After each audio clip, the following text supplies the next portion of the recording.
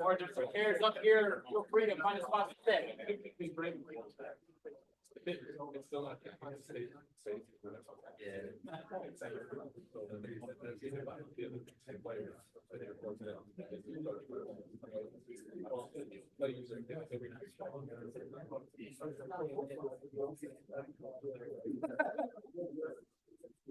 That's rough there. Yeah, we can tell it. Kids hate throwing.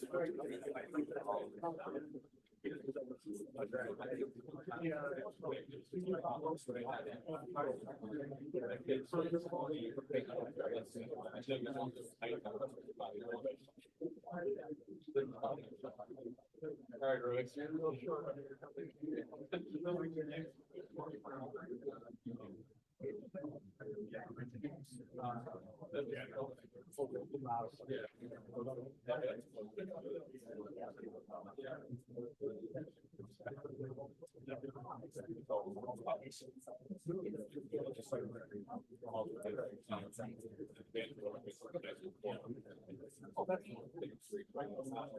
All right, you guys ready to get started? I think we've waited long enough. I'll try to save everybody's time. My goal is to make sure we're out of here by 8:30. That is the goal. All right. So you guys make sure you hold me to that. All right. So in case you haven't figured it out already, my name is Brandon LaRosa. I'm our ZLL Little League president. I see a lot of familiar faces, and I also see some new faces. I see some faces that I've never seen in Little League, but I know in other areas. So great to see you guys. First thing I always want to do when I kick this thing off is say thank you. That's probably said a lot. You guys understand you're volunteers. There's also other things going on. So Brett, that door was locked. So I kept it open in case somebody wants to sneak in, but I guess I'll bang on it, whatever. So thank you guys for stepping up and volunteering. I know it's not easy. I told everybody that emailed me that they cannot make it tonight, that we're going to cut their pay in half. You guys are getting full. But seriously, I know what it's like. My kids all went through this program at where you guys are, T-ball, coach pitch, advanced coach pitch. And as coaches, sometimes, you know, you work a long day, you get home, and the last thing you want to do is go to a field with a bunch of 5- and 6-year-olds and herd the cats, right, for an hour. It's a lot. And it can not always feel like you want to do that. But I can also tell you there's nothing more rewarding than doing that stuff. Like, I'm going to get a couple stories I want to share throughout this thing, but I was just at Sports Quest Monday, which is yesterday, and working with my daughter a little bit, ran into a girl that played on my coach pitch team 4 years ago. I was like, "Hey, Natalie, what do you remember from coach pitch when I was your coach?" She goes, "Peg the coach." I'm gonna tell you what that game is when we start talking about practice plans, but that's what she remembered, and she's probably our top girl that's playing minors this year. Really solid player. And I can also tell you that all the girls from that team I have seen are enrolled in Little League right now. So again, I can't thank you enough. You have a very important position. And that's why I really appreciate everybody coming here tonight to kind of get on the same page with what we're trying to do here and be part of that. So as I talk about that, we talk about why ZLL Little League. And I kind of referenced that a little bit in my little story there. We want kids to have fun. We want kids to want to come to the field.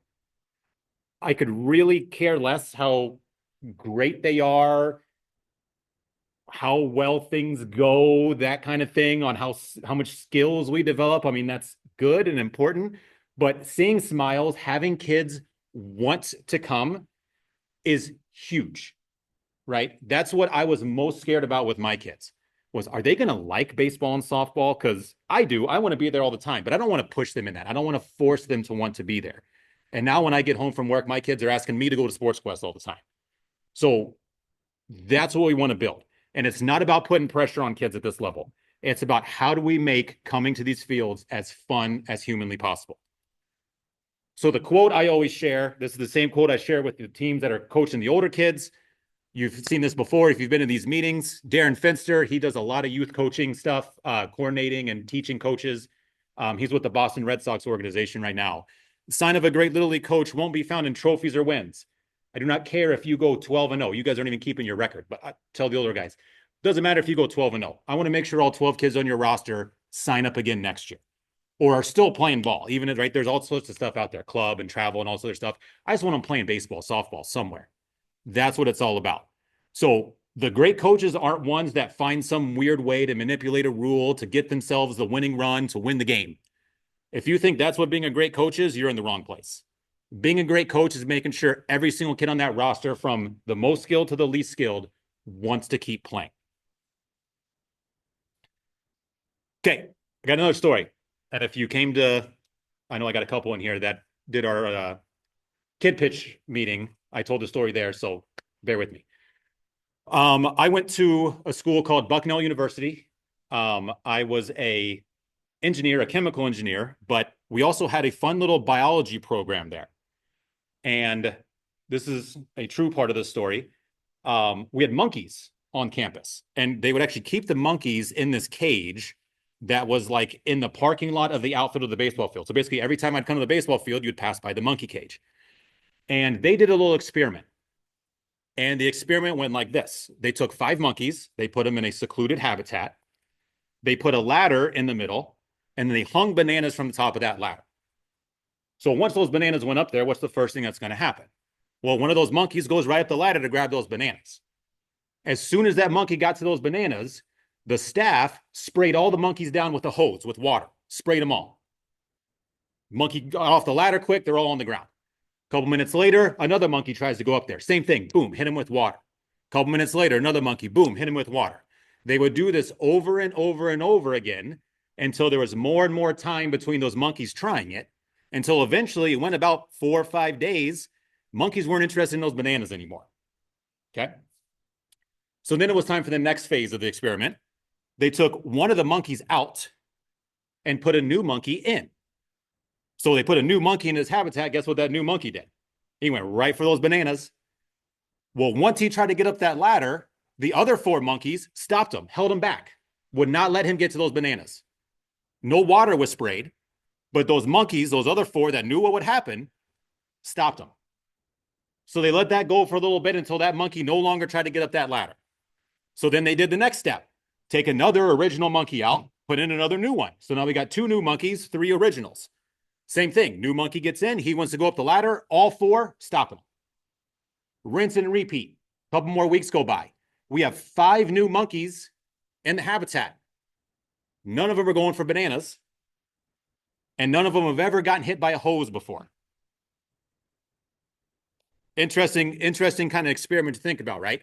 So the reason why I like to tell that story is a lot of times we get fixated in, oh, that's the way it was always done. And we don't ask, why are we doing this? This experiment goes to the way my mind works. It was the best way I could explain that. I like to ask why a lot. I like to understand why we're doing stuff. My dad coached me from T-ball all the way through high school. He was a great coach. There were a lot of things he did that you better believe I will not repeat. And I'm sure all of you have maybe a similar situation of somebody in your growing up as a kid that coached you or whatever, that I'm not going to do it the way that guy did, as good of a coach or teacher or whatever they were. Right. So I want to just kind of set that there. And you're going to hear me reference bananas a couple times as we kind of go through the rest of the stuff we're going to talk about. All right. I also like to put this in front of you guys as you are kind of at the beginning stages of Little League. Hopefully we keep you as long as your kid goes all the way through the league. So starting at the bottom, there's our rookie ball program, and you can see kind of the ladder that works its way up all the way until majors, which is the highest level of Little League. And then I kind of put middle school / club ball up there too, because those programs run through the ZPS middle school, Cityside and Creekside. So at 7th and 8th grade, if they're still at a ZPS school, that's where they could end up being. So we build this ladder because we want to have these stages as kids progress through the program of what they're kind of building towards. And I just put a kind of a couple little milestones because there's a lot of times people are like, well, what division should I put my kid in? And we want them to hit certain milestones as they progress through the league, right? So if you're ready to go from T-ball to coach pitch, well, it's probably a good idea that we're ready to hit a ball that moves and not on a tee, right? That's pretty important. But those kids are developing that skill. You'll have some in coach pitch that don't hit it, and they still need the tee. That's why we kind of have that in our back pocket. By the time they're getting to that advanced coach pitch single A level, well, we want them to be able to catch a ball that's thrown at them probably 4 out of 5 times. That's kind of a good milestone to hit while you're right there. And then by the time you're getting past single A and into double A, better hit off a player pitch because that's all you're going to see. There's no more coach that comes in after single A. So by the time your kids are getting to double A, which is what my kid's going to do for the first time this year, it's time to hit off player pitch only and start learning how to walk and all that kind of stuff. And then by the time you get to majors, you're kind of doing the whole shebang. I added stealing on there as a big milestone because that's kind of when we really open up the game with being able to run the bases wide open. You better understand how base running works by the time you get to majors. So just kind of giving you guys an idea of what that progression looks like all the way through our league. So as we build skills, I wanted to show you this quick, and I showed this to the other group too. This kid's 10 years old, and he is 6'5". So you can watch this kid dominate the other 10-year-olds in basketball because he's a foot taller and 120 pounds heavier, and obviously he's going to dominate, right? And I like showing this because sometimes as parents and coaches, we get so caught up in that most skilled kid, and that's our focus and working with that kid. And it's very easy to forget all the other kids sitting on that court that have just as much potential as this kid. They just weren't given that God-given ability to grow like that at such a young age. Okay, I was not the 6'5", 210-pound kid. I was one of those little kids running around, and I had a just fine career. Okay, so we should never be looking at a kid, especially at the level you guys are coaching, and think this kid can't play. A kid at this level should never be told they can't do something. They're too young to ever kind of put that thing on them. Okay, help them, encourage them, tell them they can, give them confidence, because when they do finally get to 13, 14 and they're growing and they're hitting some of that puberty milestone stuff, there's no telling what kind of monster that kid could grow and fill out to be. Just that kid did it early. But when that kid's a high school senior, a lot of other kids are going to look just like him. So I hope that kid develops a love for the game and keeps working, because if he doesn't know work ethic, people are just going to pass him by, right? If we can instill in our kids that they love to be at the field and have a work ethic, that's what it's all about.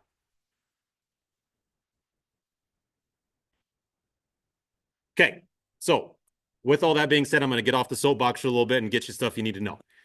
First thing, I know I've sent some emails out. We've had some other people trickle in and kind of sign up to coach here just recently. I'm going to resend instructions on this stuff and show you a couple things with it. So things we need you guys to do is the background check through ZPS. And if you have not done it since the 2022-2023 school year, do the concussion certification. Now, I've gotten a plethora of emails when we sent the instructions on how to upload your certificate to Team Sideline, which is something a little different we're doing right now. I'm going to show you the instructions on how to do that, because I've got a lot of people saying, I do not see the same screen that you sent me in the screenshot, and we have figured out why that is. So I'm going to show you that here in a little bit. The last thing, which I have not sent out yet, is a background check through JDP. That is a second background check we must do, and that's what Little League requires. So we're actually on the fence on if you guys are going to have to do that this year, because we're running into some other logistical things in Little League. So basically just pay attention to your emails. The ZPS and the concussion one is what we definitely have to do for all of you guys. That's 100%. Okay, and I will resend those instructions when I send out the recording of this video. All right, next thing I want to do is kind of walk through our Team Sideline website, because that's going to be your home where you're going to do all your stuff. So I'm going to have some screenshots up here. Again, I'm recording this video. If you're familiar with just navigating websites in general, it's all pretty straightforward. Team Sideline set up, I think, pretty well. But just to kind of show you guys where you're going to be kind of living with stuff you're doing. So the first thing you have to do is actually go to the right website, the Team Sideline /ZLL Recreation. You have to sign in through there. Also, when you sign in through there, you're going to be able to upload your concussion certificate, right? So you click sign in at the top. It's going to ask you to sign in your Team Sideline account. If you're one of our returning coaches, you already have a password because your account's already been in here since last year. Or if you coach soccer or football or something like that. If you've been in Team Sideline before, same password. If you've not ever gotten in here, you click on forgot your password. It'll send you a link to your email. You click that link, set a password. Now you can get back in. So once you got that, you type it all in, hit sign in, and it's going to bring you to a page that looks like this. And there's kind of 4 modules going on here, and I broke out what each one is. So that first module is kind of like your account information. This is also where that My Profile thing is sitting in that top, where you can click that and then upload that concussion certification. Okay, you should see it just like that. The next module, if you have a kid that's umpiring or you yourself are an umpire, you would see that umpire module. If you are not one of those, then you won't see anything there. It'll just be empty. The next little module says team information. That will only include teams you're coaching, and it will be a place where you can see contact information for the other coaches in your division, along with editing your practice schedule. Okay. The last module there is called the team sites. And that's what we're going to kind of focus on, because that's where you're going to do a lot of your stuff. So team sites is what we're going to go to. This is what the homepage of the team site looks like. So right smack in the middle, you have a schedule, you have a roster over to the right, and then a bunch of tabs at the top. Sorry, I'm going to go back one. At the very top right, I have an arrow pointing up there. There's an orange button called Send Communication. That's how you can send a team email real fast. Click that button. It brings you to this. You type in, you click email, what your team is. So if you're coaching multiple teams, you can change that drop down and pick the team you're coaching. Do you want to send it to the entire team, to just your coaches, or to certain individuals? You can check whatever boxes you want, however you want that email to be distributed. Type in the subject, type in your message, attach a file, and then at the bottom it says send. Very straightforward, but you can send those messages right through Team Sideline. If you click on the roster tab, you'll see contact information for all your players. So if you need to make a quick call to someone, you'll see emails, phone numbers for all the parents on your team, as well as player information. If you're someone that likes to communicate in your regular email and not through Team Sideline, if you click that player export button, it'll take all that contact info, throw it in an Excel file real quick, and go right to your downloads. So then you'll have all those emails in an Excel file. You can get those, copy them, paste them into your email, and send stuff that way. So that's another way to send emails not through Team Sideline. If you're looking, hey, how do I get email addresses? That's the way to do it. If you click on events, you'll see your whole schedule. And then there's another tab called attendance. I don't like to tell parents right away that this is available, because some coaches don't use this.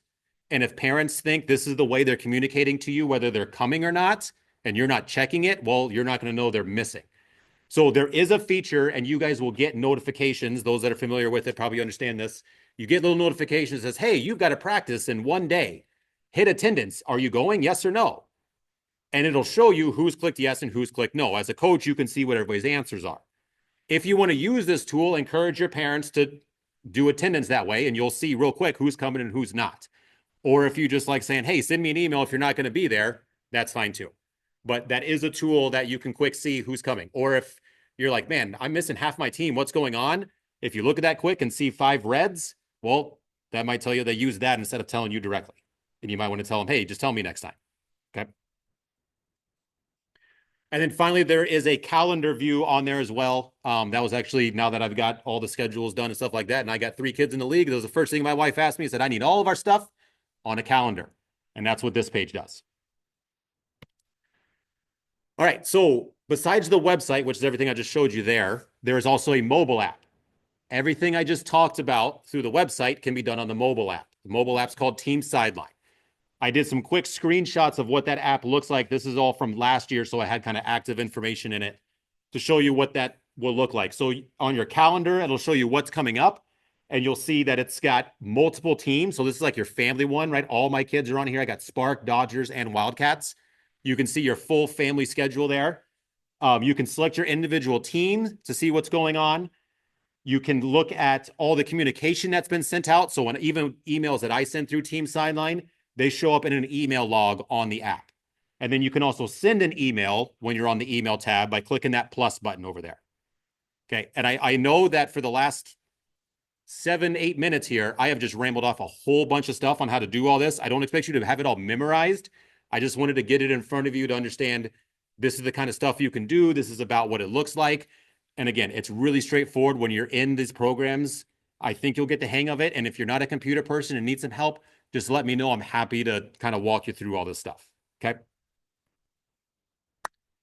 All right. So moving along, I want to talk about rules next.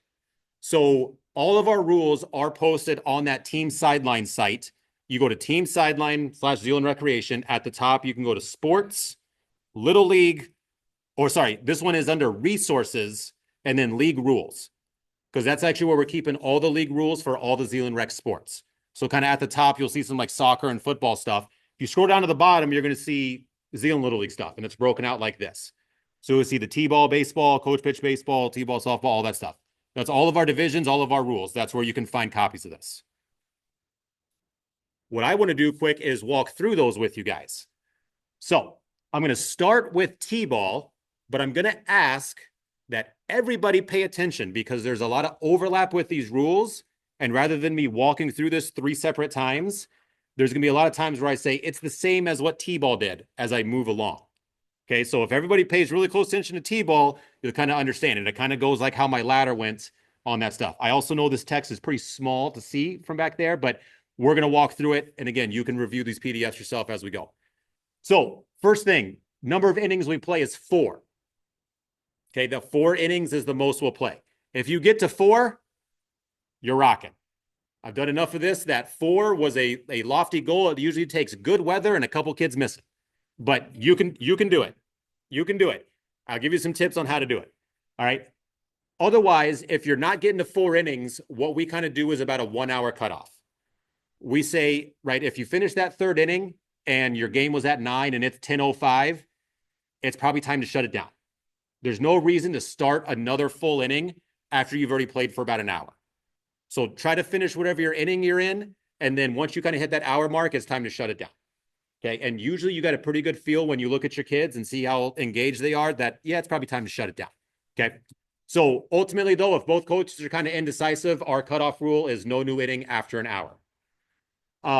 There are no like extra innings, things like that. If you get your 4, that's it. And then there is no like mercy or 10-run rules. We're not even keeping score. Okay. All right. Offensively, first thing I want to make sure is very clear because we had some people that not understand this all the way. The batter and all runners must be wearing a helmet. Okay. We have helmets provided for everybody. If there's a situation, like usually a couple kids have their own, we provide enough helmets to where you have 5 at minimum at each field. So that would cover the batter, 3 runners, and an on-deck kid. If there's not 5, let me know because that means a kid probably walked away with a helmet and we just need to get it replaced. Okay. So batter and base runners need to be wearing helmets. What you should do is bring your bucket of balls to home plate. The coach needs to be the one putting the ball on the tee. Not another player, not the catcher of the other team, not the batter themselves. We need the coach doing that because as soon as the coach is not the one doing that, a kid is going to get clocked. It's never good when those kids are putting balls on the tee themselves because you are going to turn your back and one of them kids is going to whack them. Okay. The player gets unlimited swings to put a ball in play. If they swing and crush the tee and that's what knocks the ball off, all you do is go foul ball, set it back up, put it back up there again, let the kid hit. My suggestion, you might have one of these. If you've got a kid that really is not going to do it, we're going to be sitting here for 10 minutes watching this kid try to hit it. It is okay to go behind that kid, help him with the bat, and give him a little assistance. You're going to learn if you have one of those kind of kids as you do your first couple practices before game starts. But if that's something you have to resort to, that's okay. Also, if the kid just breaks down in tears and runs off, it's okay to skip them too. We've had that before too. That is okay. Everybody bats. If you have 10 kids there, your lineup is 1 through 10.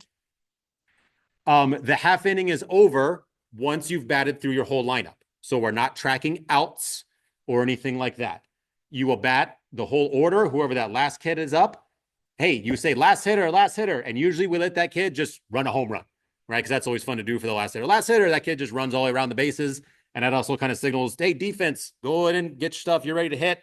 Offensive kids, you guys, you're going out to the field, going to go play. Okay.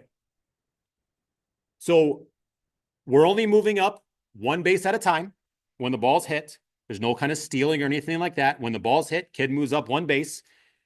We want to encourage the defense to make outs. However, in T-ball, the kids do not come off the bases. So we're trying to teach the defense what an out is and how to make them.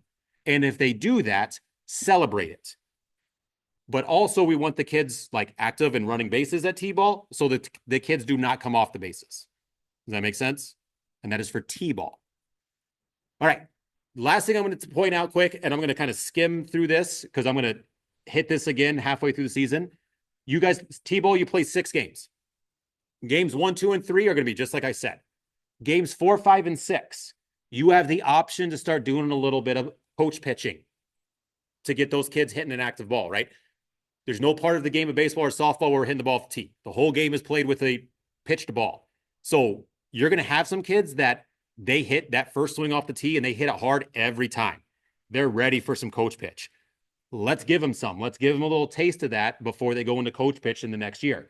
If you got a kid that, nope, there's no way, they can just hit the tee. You don't have to pitch to every kid. Okay.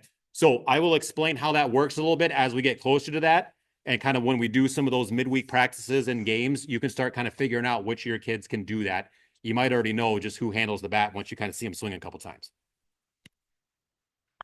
All right. Our second page of T-ball rules just kind of lays out some defense basics. You can have 4 outfielders, 4 infielders, which is first, second, short, and third, the pitcher and the catcher. So you can have 10 players on the field. I've got a little color coding scheme because of the catcher. So the catcher is not wearing gear, and you're going to understand why a little later in this presentation. We do have catcher's masks that they can wear or just face masks just to have something protecting their face, but there really isn't even a need for that because they shouldn't be getting anywhere near needing gear. Those catchers should be staged way away from the kids swinging, and then they can step up and be part of a play if there's a play at home plate or the ball is hit and it kind of trickles just out of front where the catcher would get it. But otherwise, we want to make sure those catchers are away from those swings because those kids love to creep up closer and closer, and we don't need a flying bat or a backswing to clock somebody. So make sure that catcher is far back away. All right. That's it for T-ball. Are there any questions on T-ball? Good. Pretty straightforward. All right. Coach pitch. Your innings, all that stuff. Same idea. 4 innings, no new inning after an hour. Same concept. What you're going to do with coach pitch, rather than bringing the balls to the to home plate for the tee, bring all the balls with you to where you're going to pitch from. And then put an empty bucket at the backstop. And then have the other team's catcher be the little ball retriever for all the balls that go back there. Because they love picking up the balls and putting them in the bucket. That's what the catcher's job is. Okay. For coach pitch, they get 7 swings. 7. If they don't put a ball in play after 7, we bring the tee out. And it goes to how we did T-ball. Unlimited swings till they put a ball in play. Every kid will put a ball in play. That's the goal. Okay, so 7 swings, not 7 pitches, 7 swings.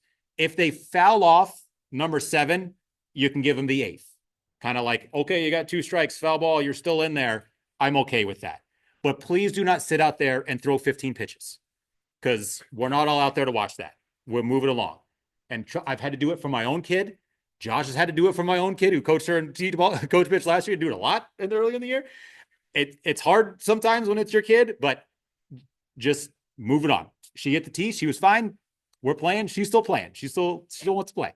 Okay. So let's make sure we stick to that. So everybody's kind of doing the same thing. So the other thing we do in coach pitch, if you hit the ball to the outfield, you can go 2 bases. It's okay to take an extra base if that kid smokes one into the outfield. It's not only station to station. Once that ball kind of gets thrown back in, hold them up. But you don't need to take more than 2 bases, right? A double is kind of the most we do off a hit, unless you're like the last batter thing, right? So again, kid smokes one in the outfield. Outfielders are chasing it. Go 2 bases. Have them learn, hey, I crushed one. Everybody's chasing that ball. Go 2 bases. Okay. Defensively, if you make an out, that runner comes off. Coach pitch, defense. If we make an out, that runner comes off. I know there are going to be the kids that are in tears. Tears. It's the most devastating thing that's ever happened to them because we had to take them off the bases because they're out. It's baseball. It's softball. It's going to happen at some point. This is the level to teach them that. You're going to have to rip the Band-Aid off sometime. This is the level we want that Band-Aid ripped.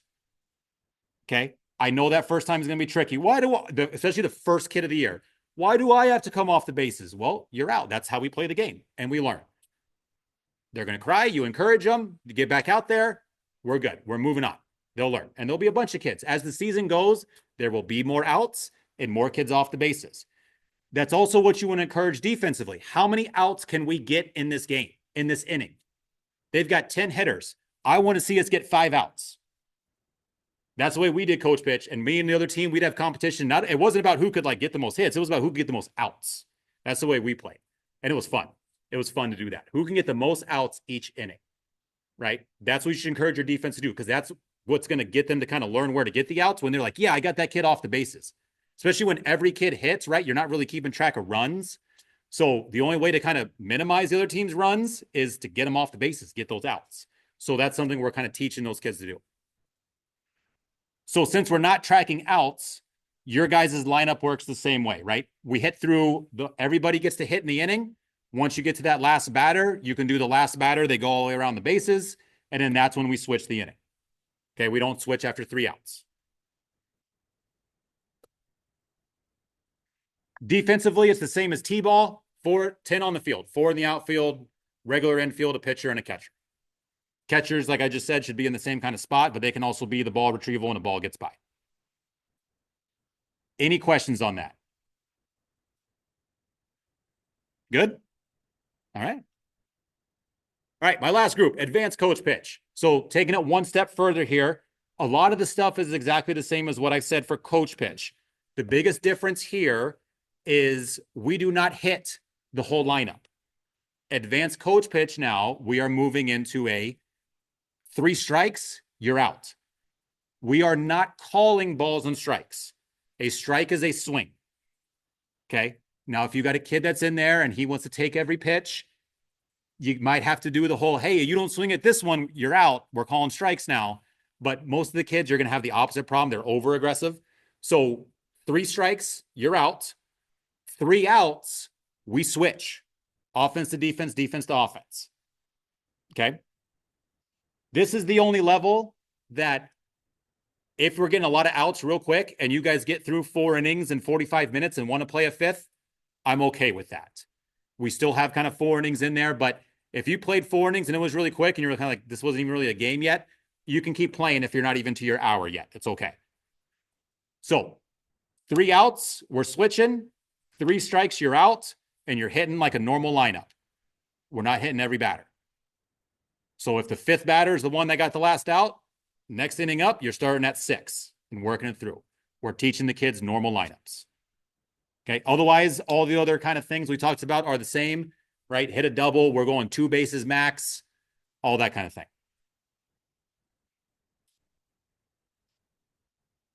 Defensively, same idea, 10 in the field. Catchers sit in the back, they can pick up the balls, and then if you got to play at the plate, they can make that play. Any question with advanced coach pitch? Everybody kind of got the gist of that one? Pretty straightforward? All right, and then so everybody kind of see how we're kind of building one off the other? Awesome. All right. So next thing we want to know is, okay, where in the world am I going? So each of the fields that you guys will be at will have an equipment shed. If you want to go ahead and take out your phone and take a picture of that lot combo, I would much appreciate that rather than getting 99 texts on March 31st because nobody remembered what the lot combo is. I will email this out as well, but it's a tricky thing, right? We can't necessarily post it on the front of the website because we don't really want everybody under the sun knowing. Equipment likes to walk away at some places. 6565 will be the combo that'll get you in. That's where you'll find your gear. The only place that does not have that is Drenth. And I'm going to show you a picture of that here shortly. Last thing I'll say on this, please put your equipment away when you're done. There are some times where practices are kind of back to back, right? If you have a 5:30 practice, there might be a team coming in after you at 6:30.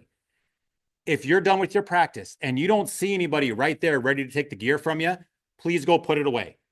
Because then the worst case scenario, that coach just has to go take it out of the shed. I would much rather that than get the emails from the school saying, hey, Brandon, all the softballs were left out at New Groningen again, and it rained, and now all the T-ball softballs are soaking wet and waterlogged, right? So please put the equipment away unless there's another team clearly right behind you to take it. All right, for the fields. Some teams, you're at the same field the whole season. Coach pitch, advanced coach pitch. Sorry, guys, you got a little bit of shuffling. So please pay attention to where you're at. So I'll walk through this quick. New Groningen, right? Because when you guys get this, parents too, you're going to see this address and it's going to be for the school. That doesn't necessarily tell you where the field is for some of these places because I had to learn that the hard way 7-8 years ago. New Groningen. The field is kind of tucked way back in the southwest corner. That kind of construction-y area was the new parking lot. That's when the last Google Map image was taken. So that's all a nice parking lot now. Plenty of parking at New Groningen now, which is nice. So the shed is kind of right at the corner of that other business that's right to the west of it. You'll see it pretty clear. It sits way out in right field of the field itself. You walk right by it to get to the field. So grab your gear there, and then that field is down there at the southwest corner. Pretty straightforward. One field at New Groningen, softball, t-ball. That's where you guys will be all year. T-ball, baseball, you guys will be at Woodbridge all year. A lot of parking there now, which is really nice. We have 2 fields. Field 2 is the one that's a little more north. Field 3 is a little south, and there's a shed that splits right in between them. That's where all the gear will be. Pretty straightforward there. What I will say quick is please, I know there's a tendency to do this. Please do not park down here. And it's something I'm going to send to parents too. But if you see them doing that, please tell them don't. Sometimes after school, they've got activities going on. They've got a couple like after school things that they use that playground for. That's not an actual parking lot. That's like the playground. But when it's empty, it looks a lot like a parking lot and is a lot closer to the field. So everybody wants to park there. Please don't do that because we don't need cars coming in and out while kids are doing activities out there. They got a lot of parking up there now. It's a little longer walk. So be it. We'll be all right. All right, Drinth, coach pitch softball. So this is the one that we do not have like a locked equipment shed. They have a big giant shed, like it's got like equipment in there, all sorts of stuff that sits right behind home plate. And you need a key to get in that door. That key sits in an outlet box that's kind of on the north side of that shed. I'm going to send instructions on where that is with some pictures for you guys because sharing that now won't help you. I'm going to send all the softball coach pitch coaches where that is to get in there, but all the gear is in that shed over at Drinth. All right, now all the coach pitch and advanced coach pitch. This is kind of all the places you could be. Lincoln Elementary. So that's another one that the field's kind of tucked way back behind the school. So you kind of park and then have to kind of walk and loop around. There's an equipment shed that's kind of up against the backstop over by the field for you guys. You'll see it right behind the field when you get there, but please don't look for anything on your walk-in. Lawrence, that has a shed that's kind of on the third base side on the fence that kind of faces the field. Otherwise, it's pretty straightforward there. You got a lot of street parking there and then the parking for the playground, but that's one where if it gets a little busy, you're kind of parking on the street a little walk away. Main and Fairview. So please, when you go to Main and Fairview, don't get that confused with Legends Field, which is like the big size, like full size field. You guys aren't playing on that. You're on the little field that sits right at the stoplight there at the corner of Main and Fairview. Little patch of dirt that sits right there. There's a shed that's on the first base side against the fence. That's got all your gear in it. And then the parking is all just kind of in the grass. You see that little pull off of Main Avenue. Everybody kind of just parks in the grass right up there facing the buses.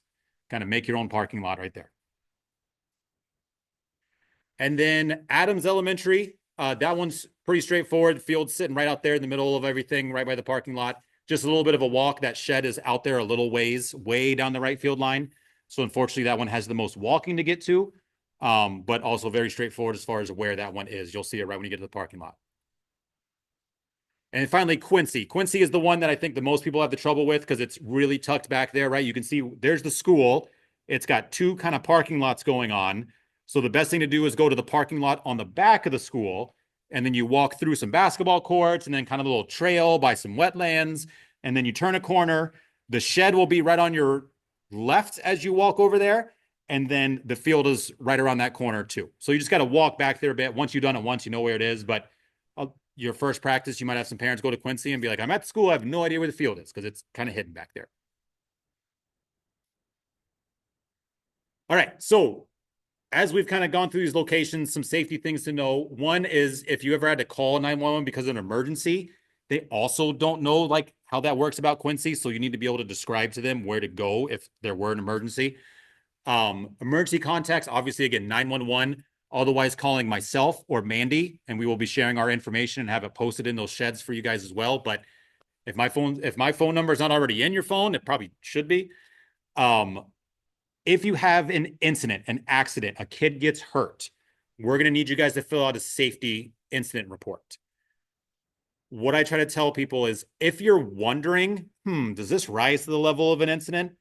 That's when it's time to call me so we can figure it out. If you're even thinking about it, just give me a call. Okay. If a kid goes to the hospital, that's an automatic. We're going to fill something out. But if you're kind of in between, I don't know, Brandon, like they took a ball off the knee, they set out the rest of practice, mom took him home. I don't know. Give me the story and I will help decide what we need to do. Okay. But I would rather be safe than sorry on this kind of stuff. And then finally, there are first aid kits in the sheds. If you do need to use those, please let me know. We try to go pop in and replace stuff occasionally, but we don't always know when you guys are getting ice packs or Band-Aids out. So if you go through a big thing of ice packs and it's not on our radar to go check that, let me know so we can get more ice packs in there. Because usually when one kid gets hurt, it's like the next day, the next kid gets hurt and there's nothing in there. And I'm like, we just restocked that thing, but it's because of that kind of thing, right? All right, uniforms. Uniform pickup will be the week of April 21st, which is kind of the week that leads into games. Please do not show up at Zealand Rec on April 21st at 8 a.m. Please wait for my email to say uniforms are ready to pick up, and I will have some instructions about what that looks like. Okay. But also, please don't ask me like next week, hey, Brandon, when are uniforms going to be ready? Because it'll be sometime during the week of April 21st. I sent this out to parents before. I'll hit it again as we have that Dick's Sporting Goods thing coming up. This is the color scheme that we have going on.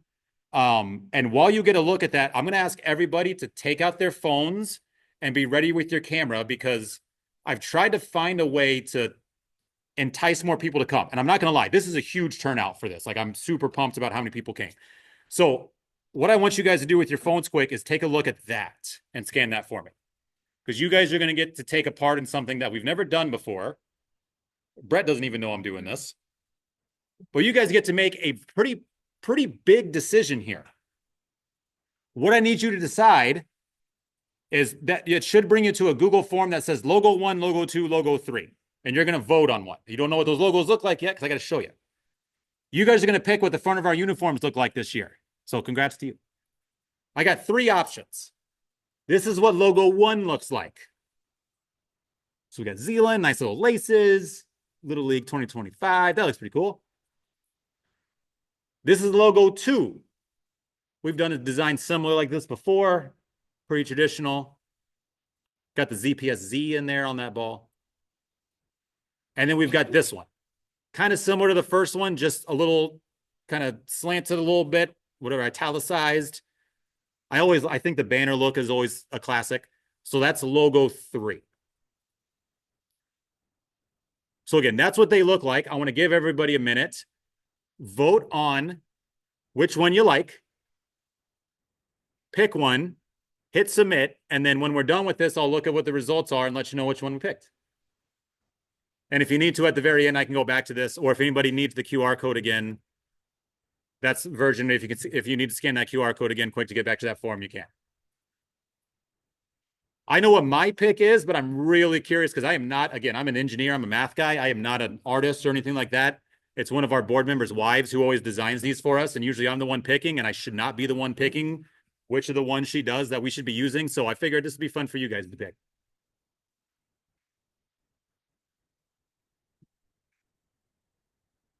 All right, everybody get a chance to do that.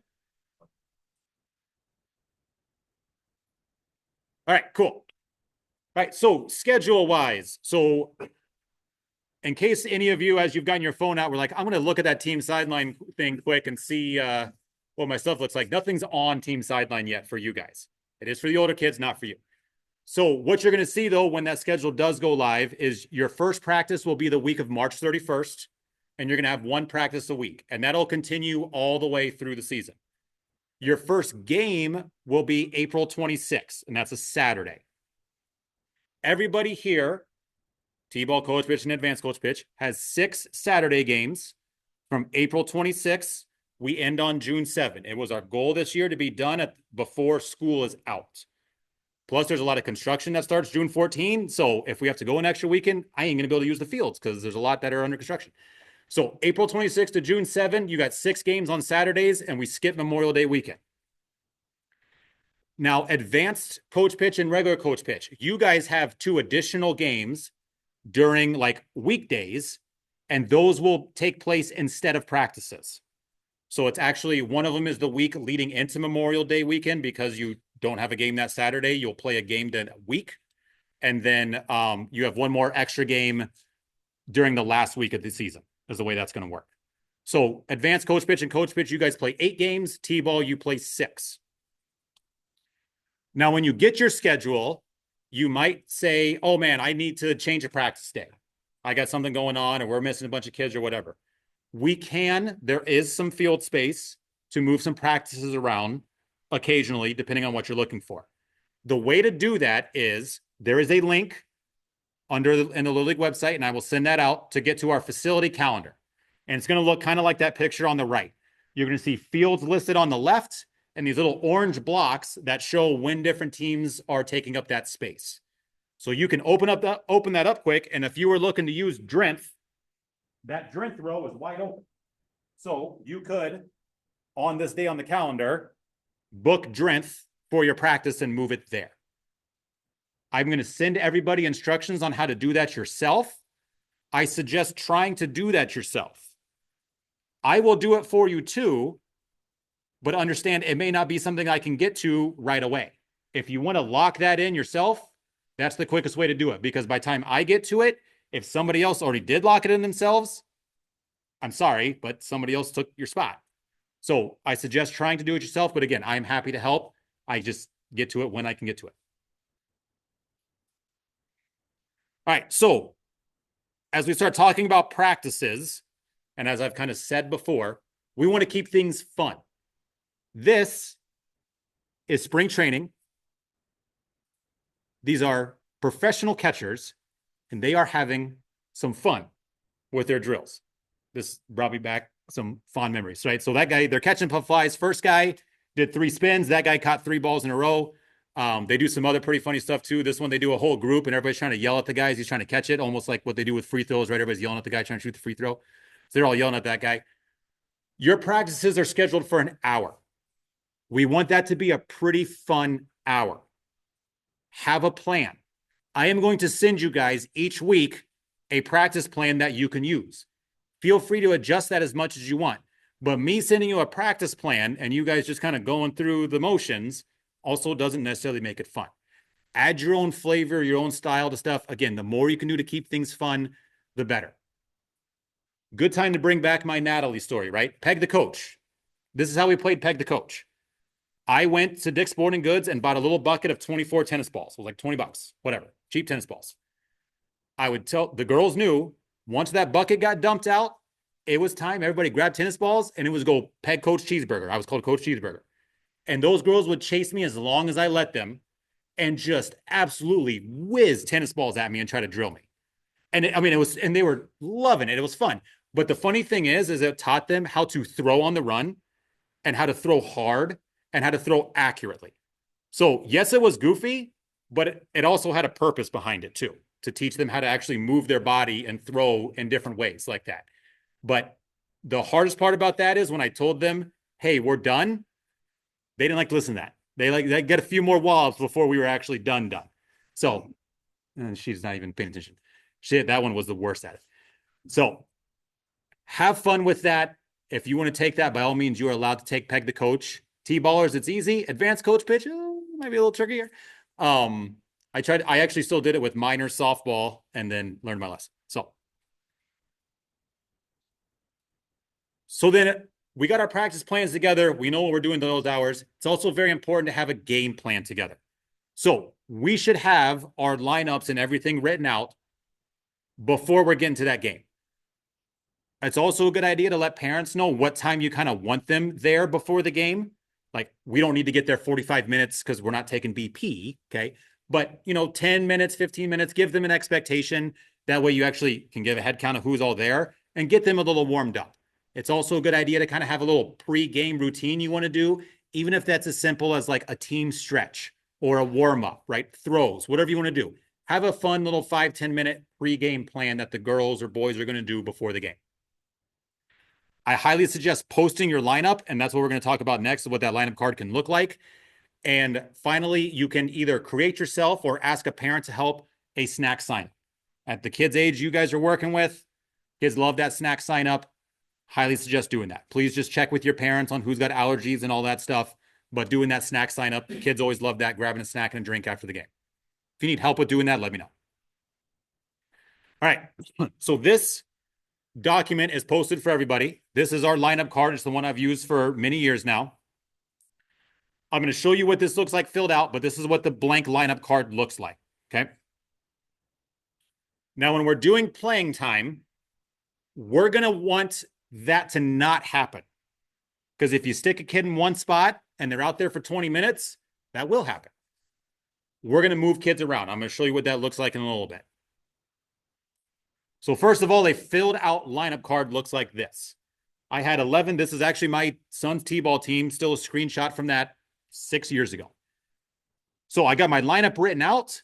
And what I did is I color coded different sections of the field, right? I've got the right side of the field, first base, second base, right field, and right center field. I've also color coded the left side of the field, shortstop, third base, left field, and left center. Okay. And each inning, kids are kind of moving their color. And there's a reason for that. Because when I put the kids into positions like this is where they start, right? There's my 10 kids on the field, plus I got a couple kids on the bench. I don't think we even have 12 on a roster for anything. I think 11 is the most we'll have. So I got all my kids on the field. This is really only, you can do this in advance if you want, if you feel like you need it, but this is really for coach pitch and T-ball. After they're about halfway through their lineup, I'm going to say switch. And those kids are going to rotate.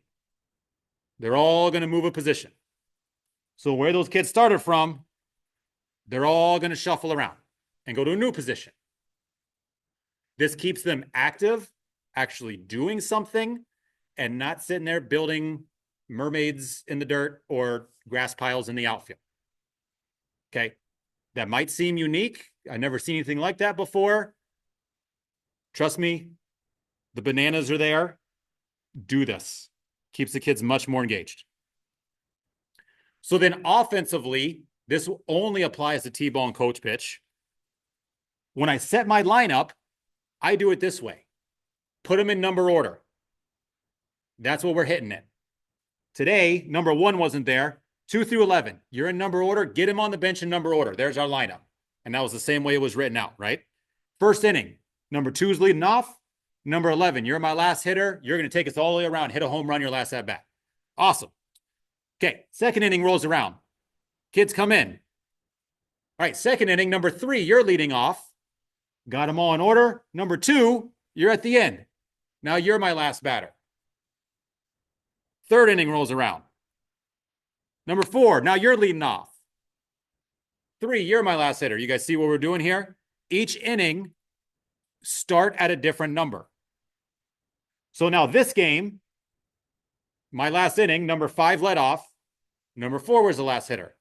So when I have my next game, guess who's leading off? Number 6. And it's very easy to just keep it in order like that. And if a kid doesn't show up that you didn't even know about, number 1, it's very easy to take number 1 right out of the lineup and just follow it like that. And that way you're rotating the kids through as equally as possible. And they're all getting this hit in every spot in the order. So every inning, you can change up the lineup, T-ball and coach pitch. Don't hit the same order every inning. Make sense? All right, so a couple other things just game planning wise. When you get there, take those helmets, right? Because both teams need the helmets. Take the helmets, line them up by the backstop somewhere. That way, any kid who doesn't have their own helmet and needs one, they get it from there. And then when the inning switches, make sure all the helmets go back so the other team can use them. But line all the helmets up by the backstop. Like I just showed you, put the players in on the bench in batting order. If you're not doing the number thing, just get them in batting order on the bench. encourage kids to hustle on and off the field and try to eliminate that downtime in between innings. If you want to get to that fourth inning and play a full game, if in between innings you're kind of chatting with the parents and walking around and kind of just doing whatever, and you're wasting 5-10 minutes in between innings, you're never going to get to 4. You got to encourage those kids, get a stopwatch. How fast can we get to our positions? Actually teach them what the positions are so they're not going, coach, where's shortstop again? Teach them where that is. Encourage them to know where to go before you have to tell them. That's why we post the lineup. They can see where they're supposed to go, see if they know it. See if you can start that next inning in under a minute so that you're waiting for that other team to get their batting order together because your defense is already set. See if you can beat the other team in getting ready. That's where the real wins are. Okay? That way you can actually get through the whole game. All that stuff I talked about is in our resources tab on the website. Got the background check instructions, all the those guides or all the practice plans. But again, I'm going to send those out week and week. All the game planning stuff I went through is all there. All the stuff I just talked about are all in PDFs right there on the website. So you can go back and reference them because your first game is in like 6 weeks and you're not going to remember a lot of stuff we talked about other than I remember you had the slide and numbers were moving around, but I don't remember what all was going on there. All right, extra coaches. Some of you are going to need some extra coaches. It is okay to ask parents to help out a little bit at practice. So long as one of you ZLL Little League coaches is there and you're overseeing what's going on. We are not saying somebody's dad can go, at Quincy, take a kid's up by the basketball court where they're out of anybody's eyesight and go do whatever they're going to do over there. That's not okay. We're keeping kids where you can see them, but if you need a parent to help shag balls, run a drill, whatever, that's okay. That's actually how we kind of drum up more coaches because you're going to have a mom or dad out there that's kind of like, oh man, I want to get out there. Like, hey, come on, the more the merrier. And then all of a sudden you're going to have, I'm going to tell you right now, like the older groups, I didn't have to ask for coaches. It was wild. So single A, I'm going to tell you this real quick. Single A, 130 kids, 50 more than we had the last year. 50 more, 130 kids. So first thing I see when I see that, I'm not going to have enough coaches. This is going to be brutal. I got to make 12 teams instead of 8. What am I going to do? At just regular registration, I had enough coaches for 3 per team for every team, 36 coaches. But they all started like you guys. They all went through this T-ball, right? This is my 7th year doing this. They went through T-ball, coach pitch, advanced coach pitch, just like you. Some of them were dads that kind of got involved halfway through, whatever it was. But they got involved. They like it. They bought in. They want to keep doing it. I'm not afraid about what that group's going to keep going as they go because I got some coaches that are committed and like it and are into it. That's what I hope to get out of you guys too. But encourage those parents to want to get involved a little bit because that way I can get them to sign up next year and I can build that coaching base. So we got people all on the same page doing what we want to do. Ultimately, though, there should never be a situation where there's somebody's parent that's not one of our coaches running a practice or running a game. If you're like, Brandon, I know we got a game Saturday, but I've got 0 coaches, we will figure something out. Move it. We will figure something out if you're ever in that kind of situation. But you just got to let me know. We will find a solution. Okay? All right. Holy cow, I crushed it on my time. There's a couple more things we got to do yet, though. So final things to do here. Those admin tasks. Again, I'm going to send some instructions again. ZPS background check, that concussion training, and then uploading that certificate. The JDB background thing might not be happening for you guys. Once teams go live, and I'm going to tell you when that'll be in a little bit, you can check your schedule. Let me know if you got to move anything or you can move it yourself. Email your team and introduce yourself. I'm going to send you guys a little template email that you can use and just kind of fill in the blanks if you're not sure what exactly do I say for an initial email. And then as the season goes, send periodic emails. Send nice little reminders. Hey, guys, we have practice coming up, or that snack drink sign up. That's always a good thing to remind on the game because I know I'm guilty of it, of forgetting I signed up for the snack. And it's like 8:30 before the 9 o'clock game, and I'm sprinting to Family Fair to get something. So when you send that reminder, hey, guys, our game tomorrow is at Lincoln Elementary at 9 a.m. I got La Rosa on snack. Send that out in there. That's really nice. All right. Last thing I'm going to show you is who our coaches are and who you're with if you don't know who your partners are yet. So the one thing I haven't addressed yet is who's in charge. You'll notice, and I do this through the entire program, we do not do head coach and assistant coach. Some of you guys, even maybe in the comments on the coach, be like, hey, I really want to be a head coach. Or, hey, I'm just an assistant. Okay. I don't do head and assistant stuff. Coaching is coaching. Okay. What I request, and it's worked so far, is that whoever your coaching partners are, you understand now what kind of responsibilities there are, and that as adults, you can work together and accomplish those things.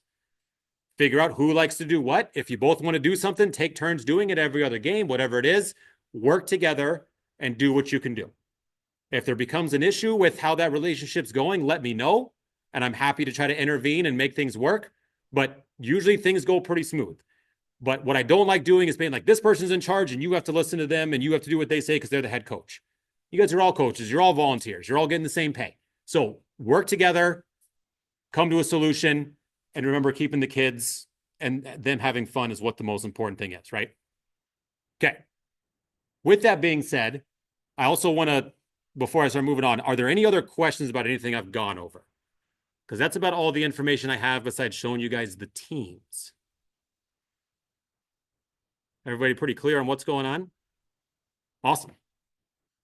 All right. So I'm doing baseball coach pitch first because this is the only reason why I don't have everything launched yet. I got a big gap in here because I don't have enough coaches. So what I'm looking for is if there's anybody interested in kind of going solo, and we'll try to find some other parents to be those helpers for you. Or I got my team of 4 here, splitting you guys in half. And I will say I have run into this before, like personally, where I wanted to coach with a bunch of guys and we just said, hey, they needed coaches and we just, hey, you two, and we'll take some kids, you two, you take some kids and we'll split them up and we're fine. So yes, I am putting you guys under the spotlight here because I can't move forward. I don't want to force somebody into going solo, but we got 107 kids in coach pitch. I would love to keep 10 teams because then you guys have 10 or 11 kids. If I can't figure it out, then we're going to 8 teams and you guys will have 12 to 13 per team. You ain't getting to 4 innings. I'll tell you that much. 13 kids.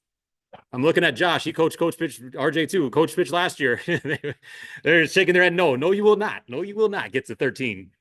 Get to 4 innings with 13 kids.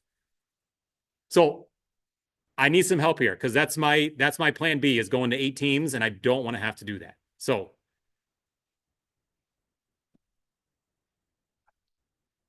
how about this? We'll move on. I'll let you guys stew on it a little bit and we'll circle back with you guys. Since everybody's just really jumped on that one. Yeah, one at a time, right? All right, softball, t-ball. So I'm going to holler out names. If you guys already know each other and you're good, just say it. We're good. If you need to know, if you don't know who you are, throw your hand up and look around and we'll see if your partner's here and then you guys can meet for the first time. So the Sharks, Brendan and Cody. Eagles, Derek and Jason. I know Jason's not here, but he's coached before and he's coaching a majors team too. Jaguars, Tara, I know is not here. Stephanie here? No. Guys, we're off to a hot start. Woo! Michael and Doak. I don't know if I'm saying that right. Perfect. Right there. Kyle and Steven. Right behind you. Perfect. And then Clayton, John, and Ryan. Right there. Awesome.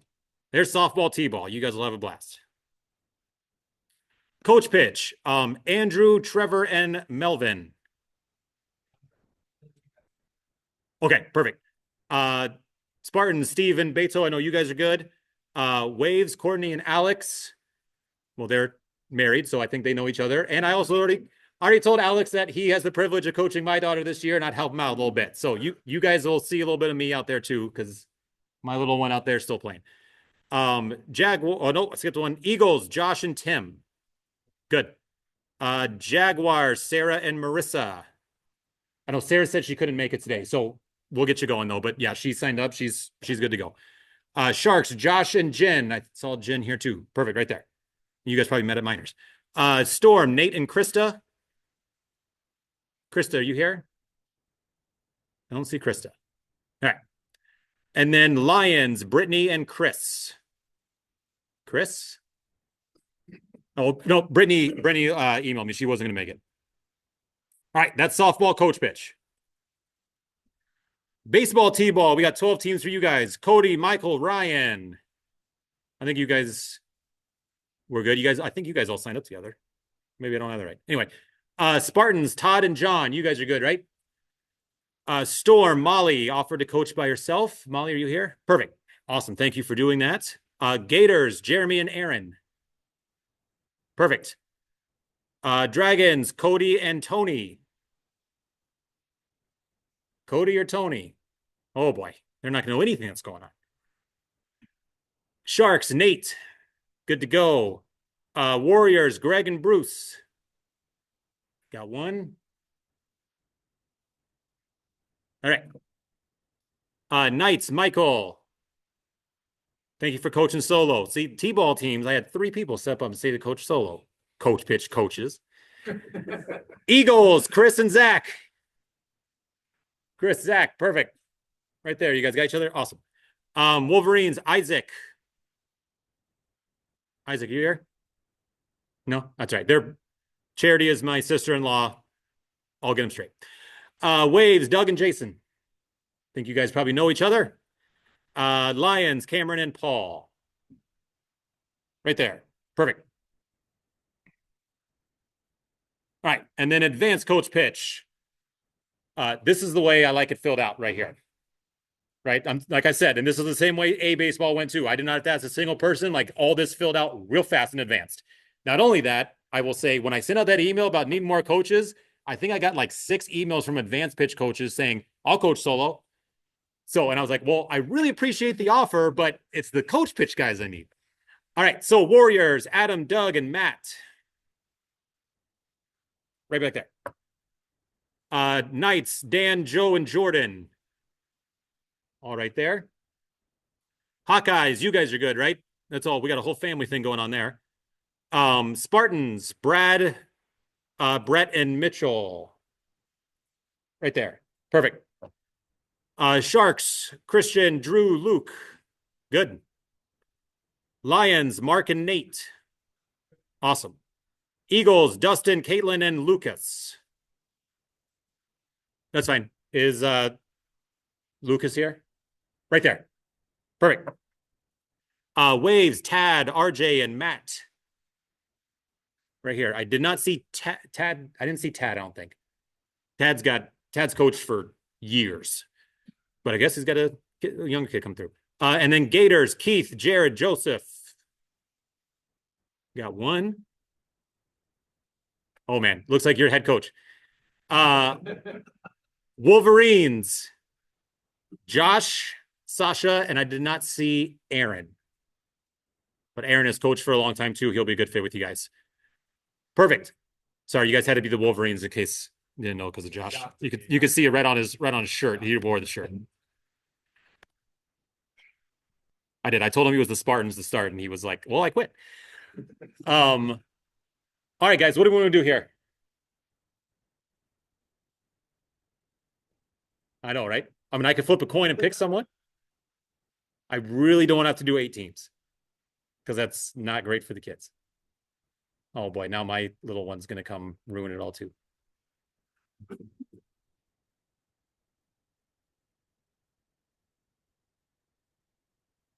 So I also, my other side gig is I work with our youth group at church.